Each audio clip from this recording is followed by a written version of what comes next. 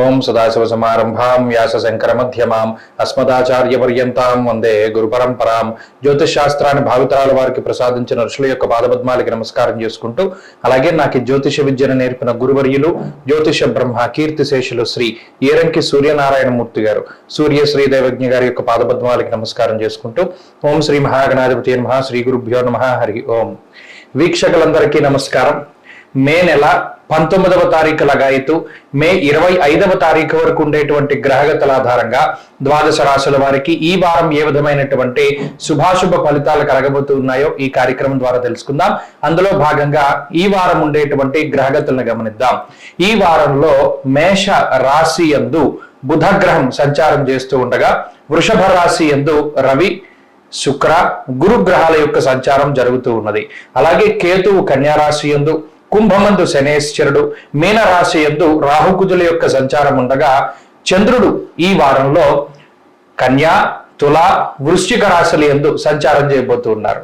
ఇటువంటి పరిస్థితుల్లో ద్వాదశ రాశుల వారికి ఏ విధమైనటువంటి శుభాశుభ ఫలితాలు కలగబోతున్నా తెలుసుకుందాం. అందులో భాగంగా కర్కాటక రాశి వారికి ఈ వారం సానుకూలమైనటువంటి గ్రహస్థితి గోచరిస్తూ ఉన్నది.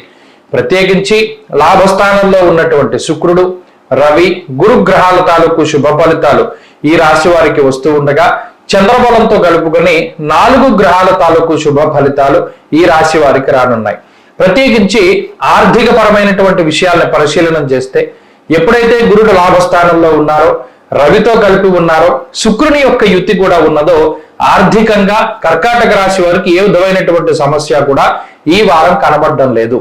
ప్రత్యేకించి అష్టమ స్థానంలో ఉన్నటువంటి శనేశ్వరుడు, భాగ్యస్థానమందు ఉన్నటువంటి రాహువు, అదేవిధంగా కుజగ్రహాల వల్ల కొంత అనవసరమైనటువంటి ఖర్చులు ఉన్నప్పటికీ కూడా కొన్ని చోట్ల అక్కర్లేనటువంటి విధంగా కొంత ఎక్కువగా ధనాన్ని ఖర్చు పెట్టినప్పటికీ కూడా మీ ఖర్చుకు తగినటువంటి ఆదాయం, బహుశా ఖర్చు కన్నా ఎక్కువగా ఆదాయాన్ని సంపాదించుకునేటువంటి పరిస్థితులు కర్కాటక రాశి వారిలో ఉన్నాయి. అనగా ఆదాయ మార్గాలు పెరుగుతూ ఉండడం, ఉద్యోగంలో ప్రమోషన్లు రావడం, లేదా ఆదాయ వనరులు పెరుగుతూ ఉండడము, లేదా గతంలో మీరు ఎవరికైతే డబ్బు ఇచ్చి ఉన్నారో వారు తిరిగి వాటిని చెల్లించడము, అలాగే మీరు రుణాల నుండి బయటపడుతూ ఉండడం లాంటి అంశాలన్నీ కూడా ఈ వారంలో కొంత కనబడుతూ ఉన్నాయి. ప్రత్యేకించి ఆర్థికంగా ఈ వారం గ్రహస్థితి చాలా బాగున్నది.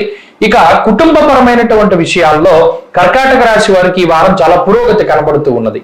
కుటుంబ సభ్యుల మధ్యలో ఉండేటువంటి అటు దాంపత్య జీవనంలో ఉండేటువంటి సమస్యల దగ్గర నుండి కుటుంబ సభ్యుల మధ్యలో ఉండేటువంటి తగాదాల వరకు అవన్నీ కూడా మెల్లిమెల్లిగా అవన్నీ సమసిపోవడానికి, కొంత సామరస్యపూరితమైనటువంటి వాతావరణం రావడానికి, కుటుంబంలో ప్రశాంత వాతావరణం రావడానికి అవకాశం ఉంటుంది. మాట పట్టింపుల నుండి బయటపడతారు. అలాగే ఆరోగ్యపరమైనటువంటి విషయాలను కనుక పరిశీలన చేస్తే, దశమంలో బుధగ్రహం సంచారం చేస్తూ ఉన్నారు. అష్టమంలో శనేశ్వరుని యొక్క స్థితి, ఈ వారం మధ్యలో చతుర్థ చంద్రుడు. దీనివల్ల అజీర్తికి సంబంధించినటువంటి సమస్యలు అధికంగా వస్తాయి. అనగా ఉదర సంబంధమైనటువంటి వ్యాధులు, స్కిన్ ప్రాబ్లమ్స్, చర్మ సంబంధమైనటువంటి సమస్యలు, అలాగే అనుకోకుండా ఏదైనా బల్లి మీద పడుతూ ఉండడం, శాలిపురుగు పాగుతూ ఉండడం, జర్రెలు లేదా ఎలక మీ కాలు మించి వెళ్ళడం, ఇలా చిన్న చిన్న సరీసృపాలు లేదా చిన్నపాటి జంతువులు, వాటి వల్ల ఏదైనా అసహనం లేదా ఇబ్బంది కలగవచ్చేమో కానీ దానికి మించినటువంటి ఇబ్బందులు ఏవి కూడా కనబడడం లేదు. ఆరోగ్య పరిస్థితులు కూడా ఈ వారంలో కొంత అనుకూలంగానే ఉన్నాయి. కొంత ఈ చెప్పినటువంటి అంశాల పట్ల జాగ్రత్తగా ఉండాలి. అలాగే ఈ వారంలో వృత్తి, ప్రవృత్తి, వ్యాపారం లాంటి విషయాలను కనుక పరిశీలన చేస్తే ఆ విషయాల్లో చాలా ఎదుగుదల గోచరిస్తూ ఉన్నది. వ్యాపార లాభము, ఉద్యోగంలో ఎదుగుదల, స్థిరత్వం లాంటివి కనబడుతూ ఉన్నాయి. విద్యార్థులకి ఈ కాలం పూర్తి స్థాయిలో అనుకూలంగా ఉంటుంది. స్త్రీలకు ప్రత్యేకించి ఈ గ్రహస్థితి మానసిక ప్రశాంతతను కలగజేస్తుంది.